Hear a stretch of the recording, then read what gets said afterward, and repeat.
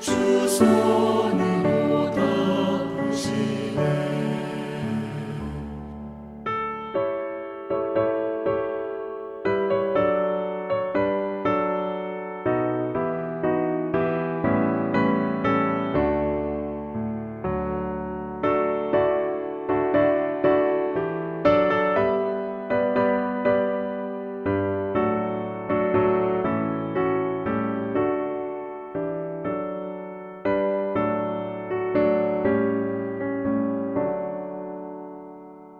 측량 못할 은혜로 채우시며 늘 성령에 감화주사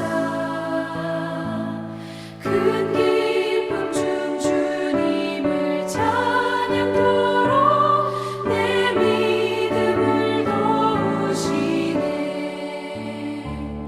메마른 땅을 종일 걸어가도 나 피곤치 아니하며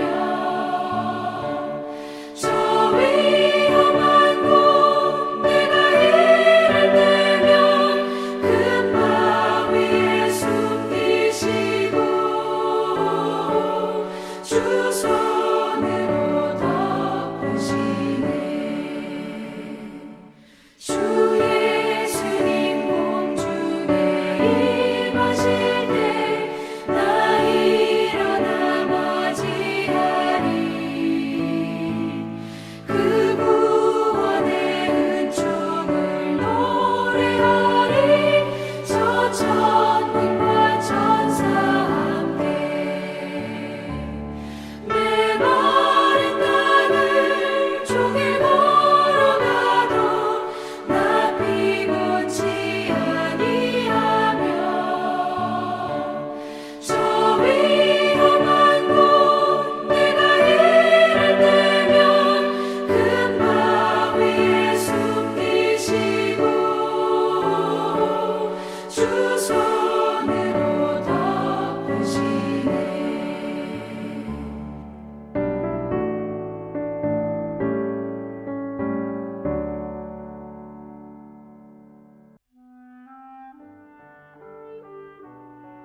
블레셋 사람의 방백들이 이르되 우리의 신이 우리 원수 삼손을 우리 손에 넘겨주었다 하고 다 모여 그들의 신 다곤에게 큰 제사를 드리고 즐거워하고 백성들도 삼손을 보았으므로 이르되 우리의 땅을 망쳐놓고 우리의 많은 사람을 죽인 원수를 우리의 신이 우리 손에 넘겨주었다 하고 자기들의 신을 찬양하며 그들의 마음이 즐거울 때에 이르되 삼손을 불러다가 우리를 위하여 제주를 부리게 하자 하고 옥에서 삼손을 불러내매 삼손이 그들을 위하여 제주를 부리니라. 그들이 삼손을 두 기둥 사이에 세웠더니 삼손이 자기 손을 붙든 소년에게 이르되 나에게 이 집을 버틴 기둥을 찾아 그것을 의지하게 하라 하니라. 그 집에는 남녀가 가득하니 블레셋 모든 방백들도 거기에 있고 지붕에 있는 남녀도 3,000명 가량이라. 다 삼손이 제주 부리는 것을 보더라.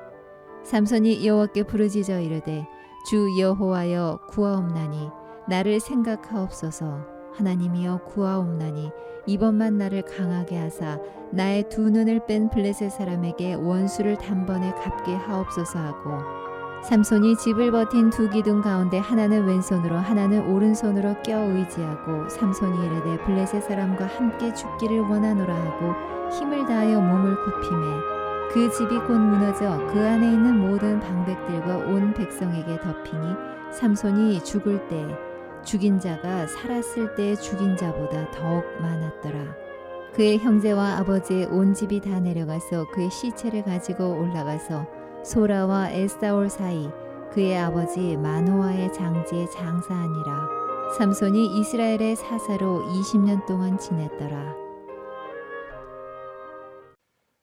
드릴라와 공모하여 삼손을 무력화시키고 그를 잡은 블레셋 사람들은 이를 기념하고 감사하기 위해서 자신들의 우상신인 다곤을 신전에 모시고 기뻐하며 축제를 벌이고 있습니다.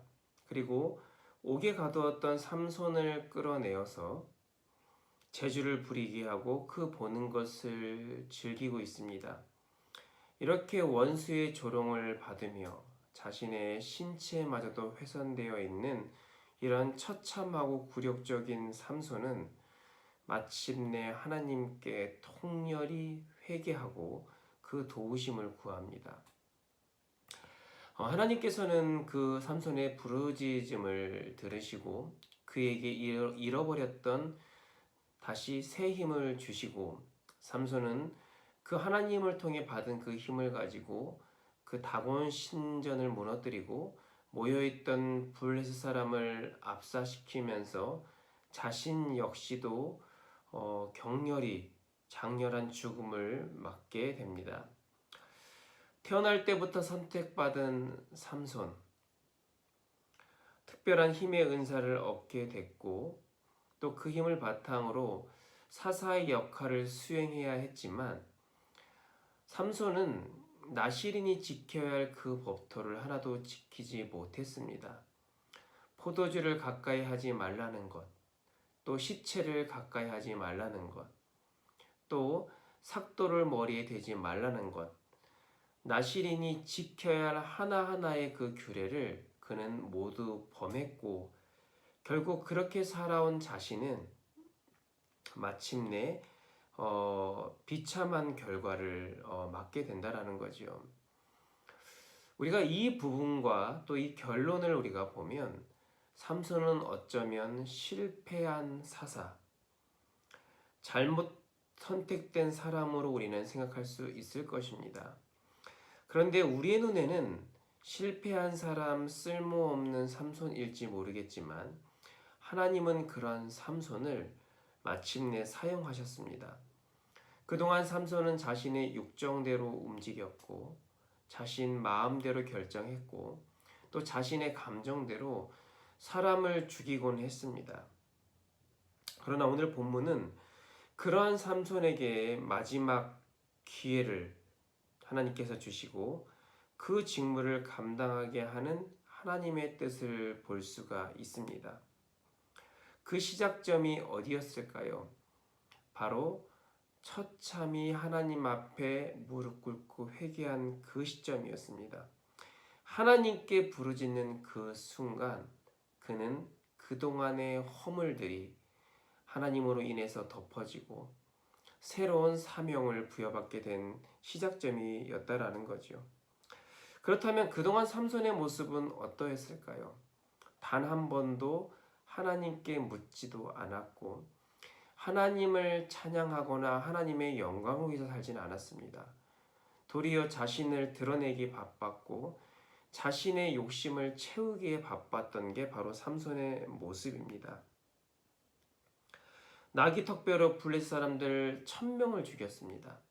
이게 하나님 도우심이 없이는 결코 있을 수 없는 일인데 그는 그 자신을 과시하기 위해서 람한레이라고 또 이름을 명명했습니다. 자신의 위력을 자랑했다라는 거죠. 그리고 나서 이제 목이 마릅니다. 그 갈증을 자신의 힘으로 해소할 수 없으니까 그때야 비로소 처음으로 하나님께 부르짖습니다. 근데 그 부르짖는 목적이 무엇입니까? 자기가 힘드니까, 자기 힘으로 해결할 수 없으니까, 자기에게 물이 필요한데 어떻게 그 물을 구할 수 없으니까, 정말 자신이 아쉬우니까 하나님께 부르짖고 구했다라는 거예요. 하나님께서 또 그거를 들으시고 또 그에게 샘물을 주셨습니다. 그것이 바로 엔하꼬레라고 부르게 된 계기이지요. 이처럼 이 삼손의 사사생애 가운데 이전까지 그에게 하나님을 찾은 것은 그거 하나뿐이었습니다. 철저히 자기 중심적으로 살아가다가 더 이상 안 되니까 그제서야 하나님을 찾는 삼손. 자신의 필요가 채워지면 또 어느 순간 자신을 위해서 살아갈 수밖에 없는 그런 모습을 갖고 있는 삼손이었습니다. 오늘도 신전이 무너지기 직전에 삼손이 하나님을 부르짖습니다. 힘을 구합니다. 앞서 언급한 것처럼 삼손의 부르짖음은 또 자신이 아쉬우니까 또 힘드니까 하나님을 찾는구나 이렇게 생각할 수도 있을 것입니다. 그런데 이 부르짖음의 내용을 보면 삼손은 같이 죽기로 작정합니다. 이게 무엇일까요? 우상 신전에 모인 사람들을 몰살시키고 하나님의 이름을 더럽게 하는 사람들을 다 죽게 하고 자신 역시도 거기에 묻히기로 한 헌신의 마음이 담겨 있다라는 거예요. 이와 같은 삼손의 죽음을 통해서 우리는 다시금 다음과 같은 사실을 우리는 숙고해 볼 필요가 있습니다. 고난 속에 성장한 삼손의 신앙은 단순한 개인적 보복에 의한 것이 아니라 하나님의 구원의 역사의 한 장면을 이루는 업적을 이루게 되는 것이고, 그가 진정한 회개를 통해서 마지막 때에 하나님의 영광을 위해 죽었다라는 것, 이것이 참 의미가 있다라는 거죠. 우리 인간은 누구나 완벽할 수가 없습니다. 성경에 나오는 아무리 훌륭한 인물이 거론된다 할지라도 그들 역시도 완벽할 수 없습니다. 이 세상에서 완벽하신 분은 오직 예수님 한 분밖에 안 계셔요. 그토록 불완전한 우리이기 때문에 우리는 스스로 자각할 필요가 있습니다. 근데 그 자각할 수 있는 방법이 무엇일까요? 바로 하나님을 의식하면서 사는 거예요. 하나님께 묻고 말씀에 비추어 내 자신을 거울 삼아 바라봤을 때 우리는 한 번 더 나의 잘못이 무엇인지, 나의 방향이 왜 틀렸는지를 알 수 있는 거지요. 우리가 회개라는 말을 사용을 합니다. 회개, 하나님 잘못했습니다. 용서해 주세요. 여기서 끝나는 게 아닙니다. 회개는 방향을 바꾼다라는 의미를 가지고 있어요. 다시 말하면 나의 잘못을 인정하고 나의 삶의 모습을 바꾸는 것이 회개인 것이지, 나의 잘못만 시인하면서 끝나는 것은 회개가 아니다라는 겁니다. 오늘 본문의 삼손이 진정으로 회개하며 마지막에 살기를 바라는 자신의 욕심이 아닌 자신을 희생하며 하나님을 더럽히는 블레셋 사람들과 영광스러운 마지막을 한 것을 우리는 기억하며 우리 역신도 우리 자신을 한번 되돌아볼 필요가 있습니다. 불완전한 모습 그대로를 인정하고 안일하게 살고 있지는 않았는지, 또한 하나님의 영광을 위해 고민하기보다는 나의 유익만을 위해 살고 있진 않았는지, 우리 스스로를 자각하며 또한 잘못된 부분이 있으면 분명히 회개하고 삶의 모습을 바꾸며 하나님의 영광된 삶을 목표로 살 수 있는 우리 모두가 되기를 간절히 원합니다.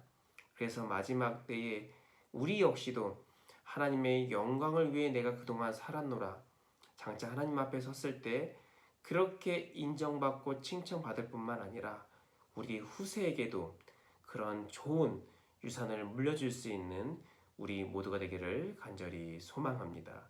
기도하겠습니다.